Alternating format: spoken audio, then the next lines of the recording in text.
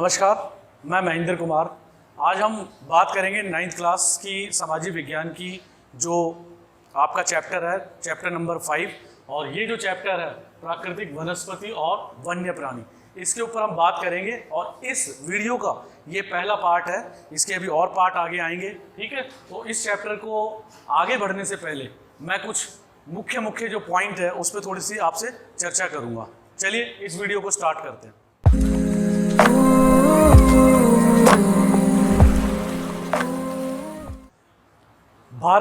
भारत जो है विश्व का एक प्रमुख देश है, और प्रमुख भी वो कैसे है वो मैं आपको थोड़ा समझाना चाहूँगा।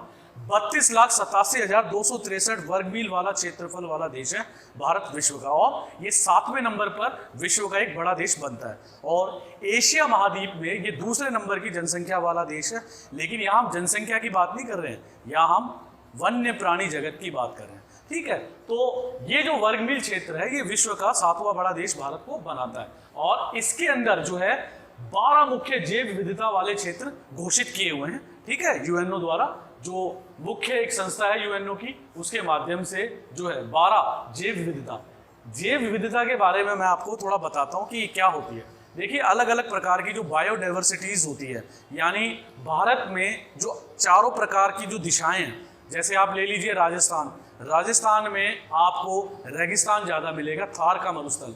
तो लगभग राजस्थान का 40% जो भाग है वो रेतीले मरुस्थल से भरा पड़ा है, और वहाँ आपको जो है तापमान ज़्यादा मिलेगा, कटीली झाड़ियाँ मिलेंगी। इसके अलावा बहुत सारी ऐसी प्राकृतिक संपदाएं मिलेंगी जो सिर्फ आपको केवल राजस्थान में देखने को मिलेगी। वहीं उल्टा आप उसके पूर्वोत्तर में चला जाइए, पूर्वोत्तर में आप असम, नागालैंड, मेघालय इस तरफ चले जाइए तो आपको घने वृक्ष ज़्यादा मिलेंगे, बहुत ज़्यादा घने। और ये घने होने की वजह होती है वर्षा का ज़्यादा होना।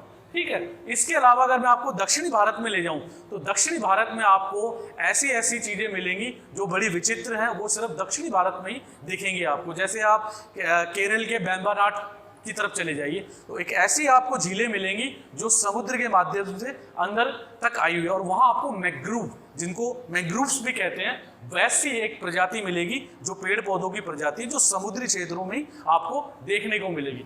इसके अलावा अगर मैं उत्तर भारत की बात करूं, जम्मू एंड कश्मीर, लद्दाख या पहाड़ी राज्य जो हमारे हैं, वहाँ तो आपको पता ही है कि एक वहाँ की जो विविधता है वो तो देखने लायक है, पूरा विश्व उसको देखकर जो है आश्चर्यचकित हो जाता है। जैसे मैं जम्मू कश्मीर की बात करूँ, लद्दाख की बात करूँ, तो वहाँ मैं जब कभी इस जानवर को देखा था तो मैं भी चौंक गया था। जैसे यॉक, आपने सुना होगा, याक नाम का एक जानवर है, उसका दूध बड़ा पिया जाता है और बड़ा पौष्टिक माना जाता है। तो ठंडे इलाकों में ही वो जानवर आपको मिलेगा। बंदर पूंछ वाला शेर, वो मतलब उसकी जो पूंछ होती है बंदर की, वो शेर की पूंछ जैसी होती है, इसलिए उसका नाम बंदर पूंछ वाला शेर रखा गया। कहने का मतलब ये है कि भारत में जो जैव विविधता है उसके जो भाग है भारत में अलग अलग टाइप के, वो 12 जो है घोषित किए हुए हैं। तो अलग अलग विविधता के कारण भारत में ये है। इसके अलावा आप देखेंगे कि जो पेड़ पौधे हैं भारत में, उनकी प्रजातियां जो है वो अलग अलग है, और वो विश्व में 10वें नंबर पर आती है, और एशिया के देशों में 4थे स्थान पर है भारत। ठीक है, भारत में 15,000 प्रजातियों के फूल पाए जाते हैं, फूलों की प्रजातियां। देखिए, मैं तो ज़्यादा नहीं जानता, लेकिन कुछ फूलों के नाम अक्सर आप देखते भी और उनको आपने स्पर्श भी किया होगा, जैसे गेंदे का फूल। गेंदे में भी लगभग 16 से 17 किस्म भारत में पाई जाती है, अलग अलग किस्म की। मैंने 1 या 2 किस्म के गेंदे छुए होंगे, लेकिन हम सारे फूलों को हम नहीं टच कर पाए। लेकिन भारत के क्षेत्रफल के हिसाब से ये फूलों की अलग अलग प्रजातियाँ केवल भारत में देखने में मिलती है, और भारत में ही हम ये देख सकते हैं। इसके अलावा ये पूरे विश्व का 6% भाग है फूलों के मामले में। अक्सर हम देखते हैं जैसे फन, शैवाल, एलर्जी, कवक, फंजाई, ये भी भारत में बहुत ज़्यादा पाए जाते हैं। आपको जानकर हैरानी होगी कि इन शैवाल और कवकों से बहुत ज़्यादा दवाइयाँ, मेडिसिन बनाई जाती है, और भारत विश्व का मेडिसिन में, दवाइयों में हब बनता जा रहा है, केंद्र बनता जा रहा है। तो ये सब जो है, जो हमारी विविधताएं हैं, जैव विविधता है, और ये जो हमारे पेड़ पौधे, प्राकृतिक संपदा है, इसी के कारण ये सब संभव होता है और हो रहा है। इसके अलावा आप देखेंगे कि भारत में लगभग 90,000 जातियां के जानवर, अलग अलग प्रकार के, विभिन्न प्रकार की मछलियां, ताजे फल के समुद्री पानी, और अलग अलग प्रकार के वन्य प्राणी और जैव विविधता यहाँ पाई जाती है। मैं आपसे एक बात शेयर करना चाहूँगा। कभी बचपन में दादा दादियों के जब पास बैठा करता था तो वो बहुत अच्छी अच्छी कहानियां सुनाया करते थे। तो उन कहानियों के बहुत सारे ऐसे पात्र होते हैं, वो पात्र वो सिर्फ कहानियों में नजर आते हैं, रियलिटी में वो भारत में मौजूद है। लेकिन वो दादा दादी उनको कहानियों में इस तरीके से इमेजिन करते थे कि जैसे साक्षात वो मेरे पास आ गए हो। ये तब संभव होता था क्योंकि दादा दादी ने उन पात्रों को यानी उन सब जानवरों को यहाँ देखा है भारत में। तो मेरे कहने का मतलब ये है कि 90,000 किस्म की जातियों के जानवर भारत में पाए जाते हैं। जैसे आपको पता होगा कि एक सींग वाला गैंडा भारत में ही है पाया जाता है और बड़ा दुर्लभ है। असम का जो काजीरंगा नेशनल पार्क है वहाँ आपको ये जीव देखने को मिल जाएगा, गैंडा। ऐसे ही अगर मैं राजस्थान की बात करूँ तो राजस्थान में भी बहुत सारे जानवर हैं जो सिर्फ राजस्थानी इलाकों में आपको देखने को मिलेंगे। जैसे गोडावन, एक मोर जैसा पक्षी होता है, बड़े साइज का होता है, तो आपको वहीं देखने को मिलेगा और भारत में कहीं और इलाकों में नहीं। इसके अलावा मैं अगर बात करूँ चंबल का इलाका जो है, जो मध्य प्रदेश और राजस्थान में गुजरता है, तो वहाँ भी आपको जो घड़ियाल है, खारे पानी के घड़ियाल, मगरमच्छ की एक छोटी प्रजाति होती है, वो आपको देखने को मिलेगी। ठीक है, उन घड़ियालों के अलावा मैं ये कहना चाहता हूँ कि ये जो जैव विविधता है, ये प्राकृतिक संपदा है, ये भारत की जो बायोडाइवर्सिटी है उसके कारण ये संभव है और ये दिनों दिन रहने वाली है क्योंकि ये प्राकृतिक है, नेचुरल है, हमें प्रकृति प्रदत्त मिली है उपहार के स्वरूप। अब इस उपहार को हमें बनाए रखना है। इस उपहार को बनाए रखने में बहुत सारी चीज़ों का योगदान है और वो योगदान हम बारी बारी से उसके बारे में चर्चा करेंगे। जैसे सबसे पहले मैं ये कहना चाहता हूँ कि वनस्पति तथा वन्य जातियों की विविधता का जो कारण है, इसकी जो कारण है इसको बनाए रखने के लिए, वो पहला कारण है धरातल। धरातल का मतलब जमीन, जो हमारी भारत की पृष्ठभूमि है जमीन की 32,87,263 वर्ग मील वाली, उस जमीन में जो है उसका भूभाग जो जमीन है इतना विशाल है कि इस विशाल भारत में आपको हर प्रकार की, मैं सबका यहाँ बयान नहीं कर सकता, हर प्रकार की जो जीव जंतु है वो आपको देखने को मिलेंगे। जो मैंने पहले बोला उसके अलावा आपको देखने को मिलेंगे। और कहीं भाग भारत का कहीं ऊंचा है, कहीं नीचा है, कहीं ऊबड़ खाबड़ है और कहीं बिल्कुल रेतीला है। तो अलग अलग टाइप का जो भूभाग है वो आपको भारत में देखने को मिलेगा। इसके अलावा मिट्टी, जिसको आप मृदा भी कहते हैं, ठीक है, सोल, ये अलग अलग टाइप की भारत में आपको मिलेगी। जैसे जलोढ़ मिट्टी, जलोढ़ मिट्टी जो है कृषि के लिए, जो एलुअल मिट्टी होती है वो कृषि के लिए सबसे अच्छी मानी जाती है और उससे उसी की वजह से जो है गंगा का इलाका, जमुना का इलाका, जो तटीय क्षेत्र इलाका है, ये जो बाढ़ के मैदान बनते हैं उसमें भारत में जो है कृषि क्षेत्र के उत्पादन में ये मिट्टी बहुत काम करती है। इसके अलावा बहुत सारी मिट्टी है, जैसे लाल मिट्टी, दोमट मिट्टी, काली मिट्टी, बहु प्रकार की मिट्टी है। इन मिट्टियों में बहु प्रकार की जो है आपको वनस्पतियाँ देखने को मिल जाएगी, प्राणी जात, अलग प्रकार का फन फौना देखने को आपको मिल जाएगा। इसके अलावा जो है दूसरा कारण है जलवायु। जलवायु में जो है बहुत सारी चीज़ें आती हैं, ठीक है, तो उसमें पहला है तापमान।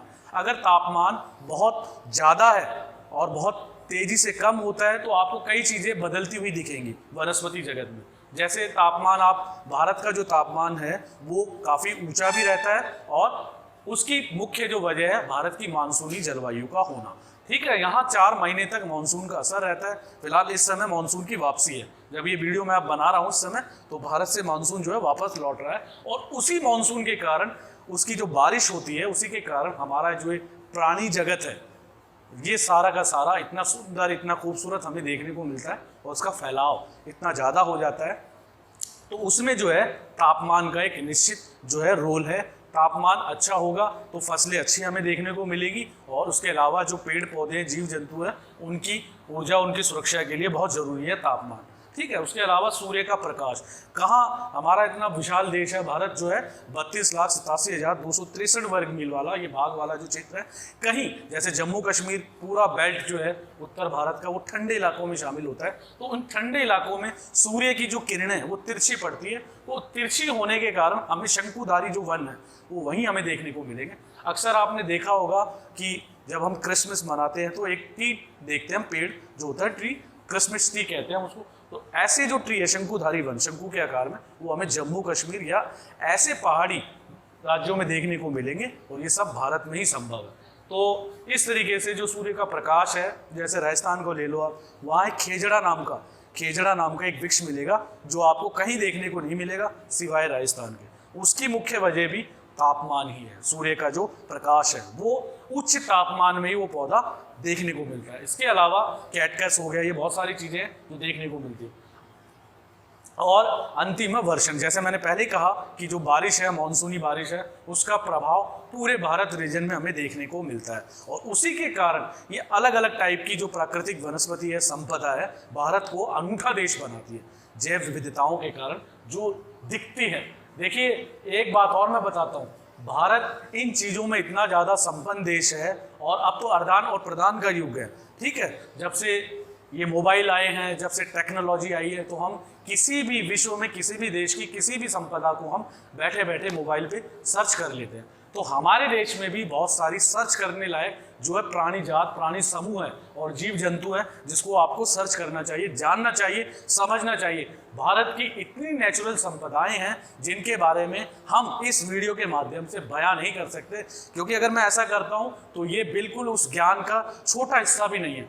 इस वीडियो में, आज की इस वीडियो में मैंने ये कोशिश की है आप सब बच्चों को 9th क्लास की जो चैप्टर 5 है प्राकृतिक वनस्पति और वन्य प्राणी, ये समझाने की कोशिश की है भाग 1 में कि हमारे यहाँ कितनी प्रकार की जो पेड़ पौधे, जातियाँ, फूल है और जीव जंतु है वो पाए जाते हैं। ये एक उसका छोटा सा उदाहरण था।